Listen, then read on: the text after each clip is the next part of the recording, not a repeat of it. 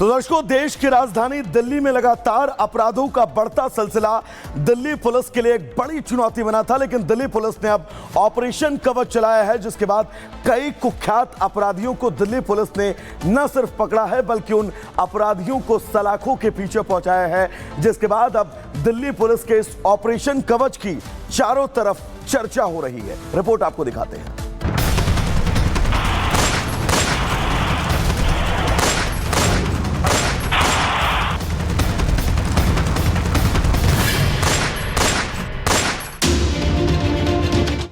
अपराधियों का encounter, action जबरदस्त।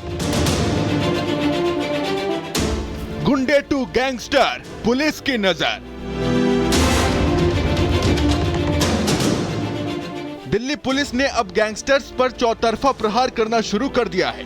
वो बदमाश जो कि दिल्ली को दहलाने का कोई मौका नहीं छोड़ते थे, दिन हो या रात वारदात को अंजाम दे रहे थे, उनके खिलाफ अब दिल्ली पुलिस ने 3 दिन के भीतर ऐसे ताबड़तोड़ एक्शन लिए हैं जो ये बताने के लिए काफी हैं कि दिल्ली पुलिस अब अपराध और अपराधियों को उनके अंजाम तक पहुंचाने में कोई कसर नहीं छोड़ेगी। कल दिल्ली पुलिस ने मुठभेड़ के दौरान शूटर मोगली को गिरफ्तार किया था और आज टिल्लू ताजपुरिया गैंग का शूटर निहाल भी पुलिस के हत्थे चढ़ गया।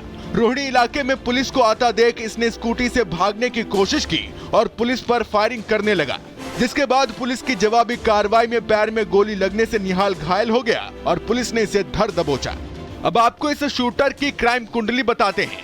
निहाल टिल्लू ताजपुरिया देवेंद्र बबिया गैंग का शूटर है। इसी ने मुंडका में अमित लकड़ा की हत्या की थी। अमित लकड़ा जमानत पर रिहा हुआ था और 9 नवंबर को उसकी गोली मारकर हत्या कर दी गई थी। टिल्लू ताजपुरिया गैंग ने इस हमले की जिम्मेदारी ली थी। इस वारदात के बाद से ही स्पेशल सेल की टीम शूटर्स की पहचान करने और उन्हें गिरफ्तार करने के लिए काम कर रही थी। जैसे ही पुलिस को इनपुट मिला तो टीम ने शूटर पर शिकंजा कसने में देरी नहीं की। वहीं कल दिल्ली पुलिस ने राम निवास उर्फ मोगली को गिरफ्तार किया था। ये वही मोगली सुपारी किलर है जो अपने साथियों के साथ मिलकर गोलियों की आवाज से दिल्ली को बार बार दहलाने की कोशिश में लगा रहता था, जिसका सीधा नाता दिल्ली एनसीआर और हरियाणा में दहशत फैलाने वाले गैंग दीपक बॉक्सर से है। मोगली कई गैंग्स के संपर्क में था। नागलोई और अलीपुर में इसी ने फायरिंग कराई थी। दीपक बॉक्सर गैंग के कहने पर इसने वारदात को अंजाम दिया था। Boxer gang Lawrence Bishnoi gang से जुड़ा हुआ है। अनमोल बिश्नोई के कहने पर यह हमला किया करता था।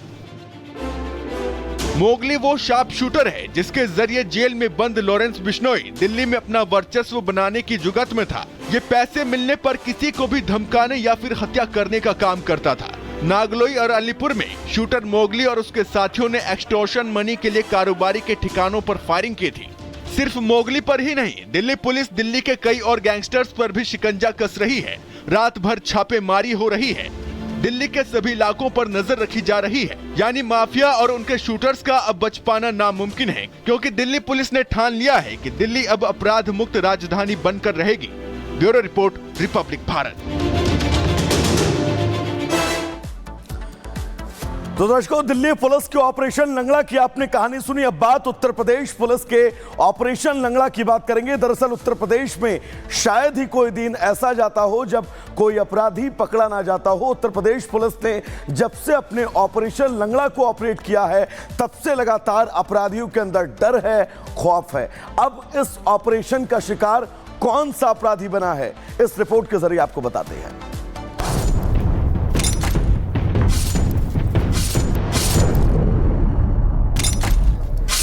सर बस आखिरी बार माफ कर, हर बार तो ही कहता आखिरी बार माफ कर दो सर।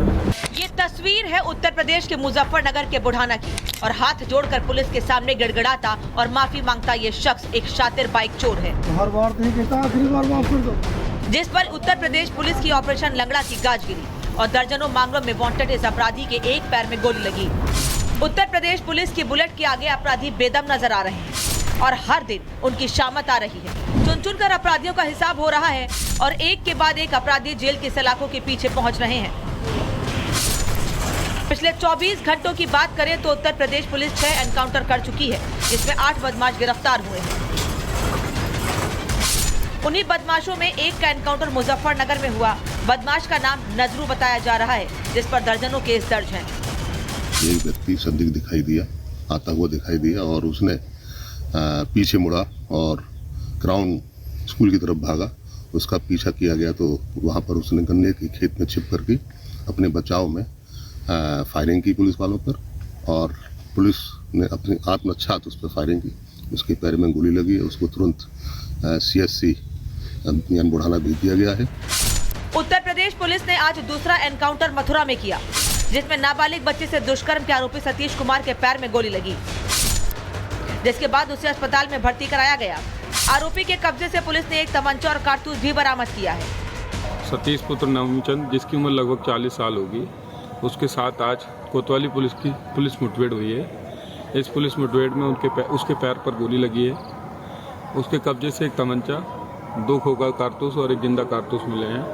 उसे प्राथमिक उपचार के लिए जिला अस्पताल में भर्ती कराया गया। अग्रिम विधिक कार्रवाई की जा रही है। पिछले 24 घंटे में उत्तर प्रदेश पुलिस की बुलेट जमकर चली है, जिसकी जद में मुजफ्फरनगर से मथुरा और देवरिया, मेरठ, लखीमपुर तक के बदमाश आए हैं, जो अब एक टांग पर चलने को मजबूर हैं।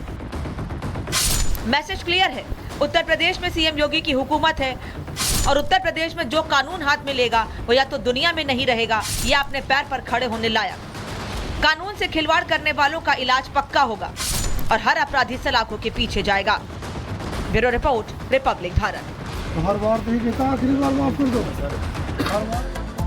चलिए दर्शकों, गुड मॉर्निंग भारत में आगे बढ़ेंगे और बात भोजपुरी एक्ट्रेस अक्षरा सिंह की करेंगे। दरअसल इस वक्त अक्षरा सिंह चर्चा का केंद्र बिंदु बनी हुई हैं और ये उनकी कोई फिल्म या फिर गाने की वजह से नहीं, बल्कि अक्षरा सिंह को जान से मारने की धमकी से जुड़ा मामला है। पूरी खबर क्या है, इस रिपोर्ट के जरिए आपको बताते हैं।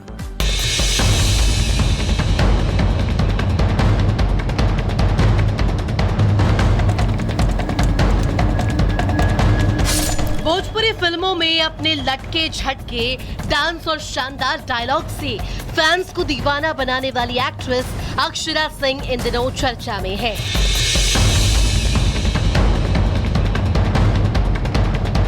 अपने फिल्मों, गानों और प्राइवेट लाइफ को लेकर अक्षरा यूं तो अलग अलग वजहों से हमेशा चर्चा में रहती है, लेकिन इस बार मामला उनके फैंस को टेंशन को देने वाला और सख्ती में डालने वाला है।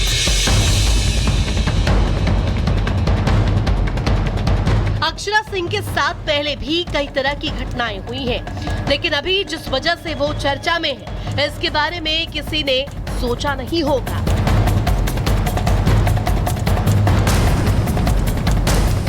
नवंबर को अक्षरा सिंह को फोन करके 50 लाख रुपए की रंगदारी मांगी गई और पैसे ना देने पर जान से मारने की धमकी दी गई। इतना ही नहीं, अक्षरा का आरोप है कि कॉल रिसीव करते ही कॉलर ने फोन पर उनके साथ बदतमीजी भी की।